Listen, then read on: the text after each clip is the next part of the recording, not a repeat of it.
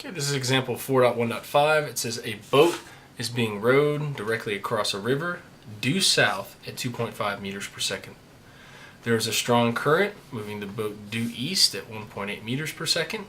It says if the river is 100 meters wide, how far downstream will the boat end up? So remember, these multi-directional problems, it really helps to kind of draw it out. So basically what we have is we have a river. And he rows the boat across at 2.5 meters per second.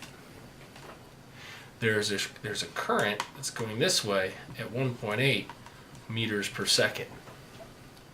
And you want to know how far downstream. So I want to know, like, hey, where am I going to end up over here? In other words, what I want to know is what this x value is, this distance in the x direction. That's what I'm going to call it. I'm going to say that this is the y direction, and I'm going to solve for the distance in the x direction. So what we're going to do is we're going to go ahead and use our stuff that we have for the y direction to begin with. And the reason why we're going to do that is we have two things in the y direction. We have 100 meters and we have a velocity. So the basic principle that we have here is there's no acceleration at all. So the equation is v equals delta d over t. We're just going to have to use it twice. We're going to have to use it in the x direction and then again in the y direction. So we're going to split this given up into x's and y's. Because distance in the x direction, that's actually what I'm trying to solve for.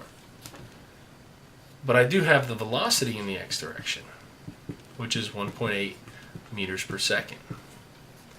Now, in order to get this distance in the x direction, what I need to solve for this time. And this is kind of the trick of this particular question, in that the time that it takes for this boat to row across the river, that time, whatever it is the same amount of time that the current is allowed to act on the boat this way. So if you can solve for the time in the y direction, it'll actually be the same amount of time in the x direction.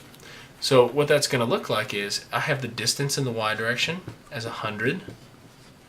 I have the velocity in the y direction as 2.5. And so what that allows me to do is to go ahead and solve for time using this equation. I'm going to go ahead and rearrange the equation and say that time is going to equal to the distance, and I'm going to go ahead and put in the y direction since that's what we're dealing with, divided by the velocity, again in the y direction. And what that equals is 100 divided by 2.5. Well, that's 40 seconds. So for the 40 seconds it takes to cross the river, you have 40 seconds worth of it moving this way. So now we can go ahead and plug our information in for the x direction. So now this 40 seconds crosses over and is now part of the given for this. So we can say that the distance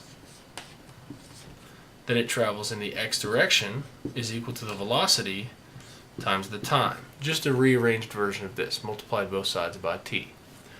So now you plug in your numbers and you say 1.8, which is what we had originally in the given, times 40, which is what I calculated for the first part of the question. So now I can say 1.8 times 40 is 72 meters. So as I cross the stream, instead of going directly across the stream where I want to go, I actually end up 72 meters down the stream.